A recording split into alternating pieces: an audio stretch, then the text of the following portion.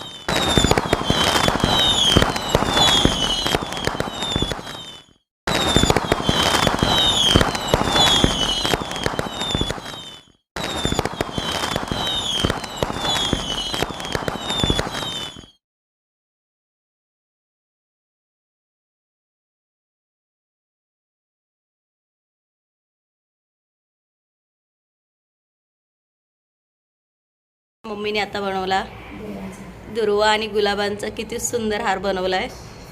या गोष्टीत माझी मम्मी फार क्रिएटिव्ह आहे, है ना. आज सुंदर पण दिसते. पापा माझा सुंदर दिसतात, खूप छान.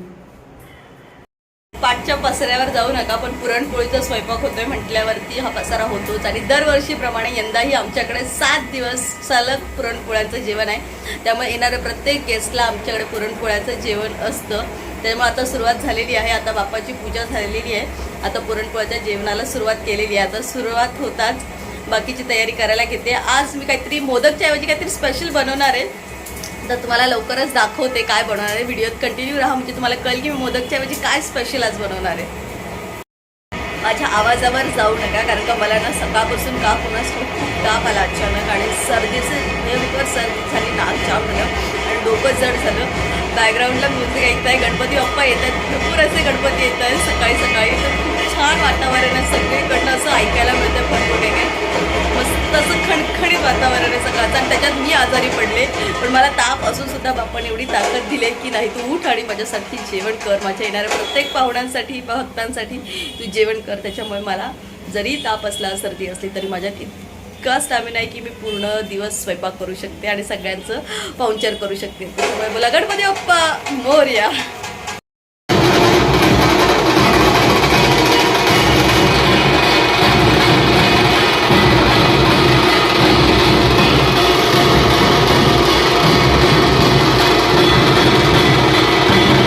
तर आजच्या जेवणामध्ये मी केलं होतं गरमागरम पुरणपोळ्या, कटाची आमटी, जिरा राईस होता, 2 भाज्या होत्या, त्याच्यानंतर भजी होते, मिक्स भजी होते, पापड होतं, एवढं सगळं होतं. गल हो रहा है ताए, किसका स्पीकर नहीं चल रहा है हमारे, लेकिन उस घर में लगा है सॉन्ग्स. टीवी पे लगे हैं बट हमारा स्पीकर ही नहीं चल रहा. फायनली स्पीकर चालू झाल्यानंतर मी खोबरं खवायला घेतलं होतं, कारण का मला हळदीच्या पानावरची पातोळ्या करायच्या होत्या खूप दिवसानंतर. म्हणजे गेल्या वर्षी तर मला हळदीचे पानं मिळाले नव्हते म्हणून पातोळ्या करता नव्हत्या आल्या, पण ह्या वर्षी मिळाल्यानंतर मी ठरवलं होतं पहिल्या दिवसाचा नैवेद्याला पातोळ्याच करायच्या गणपती बाप्पासाठी, म्हणून हळदीच्या पानावरची खूप छान असे खमंग मी पातोळ्या केल्या, तुम्ही इथे बघू शकता. आणि खूप अप्रतिम टेस्ट होता, म्हणजे इतका छान झाले होते ना हळदीच्या पानावरचे पातोळे, मस्तच. पण हा सगळा बॅकग्राऊंडचा पसारा तुम्ही बघू शकता, कारण का खूप लोकांचं जेवण करायचं होतं दिवसभरात. आमच्याकडे कमीत कमी 10 लोक तरी असतात जेवायला, सकाळ दुपार संध्याकाळ जर पकडला, आम्ही सोडून 5 जण आम्ही सोडल्यानंतर. त्याच्यानंतर बघू शकता हे छान आमची पातोळ्या माझ्या बनवत होते मी. त्याच्यानंतर हा एवढा पसारा होता ना, तो सगळी भांडी माझ्या बारक्या बहिणीने घासली होती, कारण का दिवसभरात सगळी भांडी तीच घासत होती, कारण का मला बरं होतं त्याच्यामुळे. आणि ही पातोळ्या माझ्या रेडी आहेत. हे आमचे पातोळे रेडी झालेले आहेत, बघू शकता. आणि थोडेसे मोदक पण झाले, त्याच्यात 4 मोदक झाले, तर 4 मोदक आणि हे गणपती बाप्पाचा पातोळा रेडी. आता भोग लावूया आणि मग खायला जातोया. बाप्पाच्या आरतीच्या आधी मी बाप्पाला पातोळ्याचा भोग लावलेला होता नैवेद्याला, आणि जे काही जेवण केलं होतं पुरणपोळीचं ते सगळं जेवणाचाही नैवेद्य बाप्पाला दाखवलं होतं, आणि नंतर आरतीला सुरुवात झाली होती. आत्ताच आमची आरती झालेली आहे. मम्मी सगळ्यांना आरती दे. तुमच्या सगळ्यांना, बघणाऱ्या सगळ्या प्रेक्षकांना आमच्याकडून गणपतीच्या शुभेच्छा.